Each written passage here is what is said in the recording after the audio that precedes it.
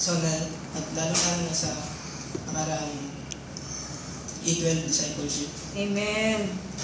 Actually, napakarami ko pong bagay na natutunan sa mga programang ito at alam kong ito'y kaloob ng Diyos. Nalalo pang umubog, nagbigay courage sa akin upang magpatuloy. Hindi lamang para sa akin, kundi para sa mga taong ligaw, sa mga hindi pa nakakilala sa Panginoon. Actually, ang pagkakataong ito, biyaya lang ng Diyos. Kasi kung babalikan ko yung mga nakaraan, mga bagay na nakasakit sa kalooban ng Diyos, hindi ko masasabing ako'y karapat. Talagang hindi ako karapat dapat. Ito'y biyaya ng Diyos na kahit putol ng komunikasyon namin ng aming pamilya na nakarang naipadama na sa amin yung mga pagsubok. Binigyan pa rin ako ng Panginoon, binigyan pa rin kami ng Panginoon ng paraan upang muling mag-connect ang komunikasyon na ito sa Diyos. Amen. Maisishare ko po sa yung natutunan ko sa E12 at nagbigay courage po sa akin. Yung mga bagay po na napakarami ko pong katanungan dati at wala po yung joy sa puso ko. Pero yung E12 discipleship po, yun po yung nagpaunawa sa akin kung bakit ganito, ganon.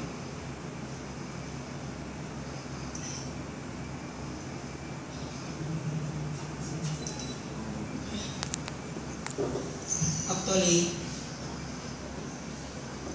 mula nung nakilala ko ang Diyos, naging sensitive po ako sa mga bagay dahil nakikita ko na yung liwanag na nagmumula sa Diyos at nakikita ko yung karumihan ko. Amen. Amen. Pero yung E12 discipleship po, yun po yung nagbigay courage na kailangan ituloy at kailangan hubugin yung spiritual para lalong lumago. Actually, nagbabasa lang ako ng Bible dati para gusto kong bago. Gusto kong madagdagan ng kaalaman. Pero hindi po na nagtatapos doon. Kailangan palang lumago. Kaya kailangan din na sa akin. At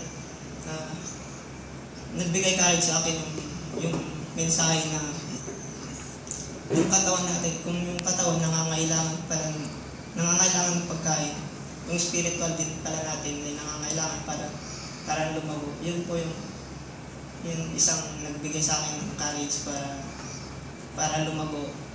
Actually sa E12 discipleship po, yung dun ko na naramdaman yung pagkilos ng Diyos na kahit puyat na puyat ako, hindi ko naramdaman yung pagkapuyat. Opo. Parang naging baliwala po yun. Parang pinalitan ko lahat ng Diyos. Amen. Yung mga kahinaan, mga bagay na pula sa akin.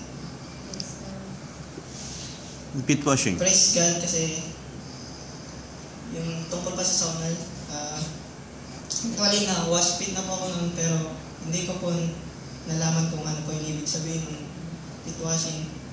Pero saunal encounter ko, doon ko na ipaunawa sa akin na kaya po pala yung ibig sabihin po ng pit washing na bilang isang disipulo, bilang isang disipulo